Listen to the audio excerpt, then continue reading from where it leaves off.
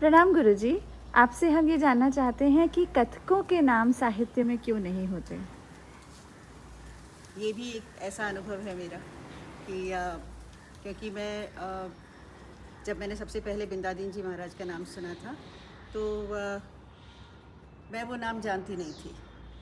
और जब महाराज जी से सुना, बिरजू महाराज जी से, कि भाई उन्होंने 1500 से ऊपर ठुमरियाँ लिखी हैं और उसका जो ग्रंथ है वो उन्होंने अपने हाथ से गोमती में बहा दिया है, ऐसा उन्होंने कहा, क्योंकि उस पर दीमक लग गई थी और जितनी याद रह सकी और उन्होंने रखी हैं। तो मुझे लगा जिन्होंने इतनी इतनी कविताओं की रचना की है वो हर हालत में कहीं ना कहीं साहित्य में तो हो गए। तो मैंने पूरा हिंदी साहित्य को पढ़ डाला, क्योंकि उन दिनों में मैं स्टूडेंट थी और हमारे कैंपस में ही एक रीजनल लैंग्वेजेस की लाइब्रेरी हुआ करती थी, भावलपुर हाउस, मंडी हाउस, दिल्ली में। और तो वहाँ मैंने हिंदी साहित्य का इतिहास देखा और उसमें मैंने भक्तिकालीन सारा साहित्य और सबके नाम देख डाले। तो वृंद कवि मुझे मिले पर मुझे बिंदादीन जी का नाम नहीं मिला। तो मैं बहुत परेशान हो गई और मेरी परेशानी का हल उस वक्त जो हमारे डायरेक्टर थे केशव कोठारी जी, मैं हमेशा उन्हीं के पास पहुंच जाती थी और वो मुझे सुबह सुबह वहाँ अपने ऑफिस के बाहर देख के हमेशा कहते आज क्या प्रॉब्लम है।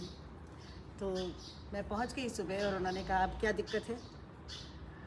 मैंने कहा आपने कहा था कि मैंने कहा मुझे ये बिंदादीन जी महाराज कौन है। तो उन्होंने कहा कि मैं फर्स्ट ईयर सेकंड ईयर में रही होंगी इसलिए मुझे बिल्कुल पता नहीं था। तो हालांकि पता होना चाहिए था शायद, क्योंकि कथक के स्टूडेंट की तरह मालूम होना चाहिए आपको, पर मुझे नहीं था। तो मैंने कहा कौन है। उन्होंने कहा महाराज जी के, बिरजू महाराज जी के बाबा हैं, मतलब दादा हैं। मैंने कहा अच्छा, पर उन्होंने इतनी कविताएं लिखी हैं कि हाँ लिखी हैं, कि तो उनका नाम साहित्य में क्यों नहीं है। तो वो हंसने लग गए।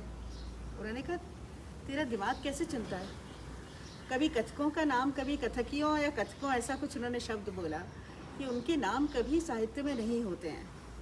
मुझे बड़ी हैरानी हुई। मैंने कहा ऐसा क्यों है कि देख, मैंने कहा मुझे वृंद कवि मिला, पर नाम मिला मुझे, पर बिंदादीन जी का नाम नहीं मिला।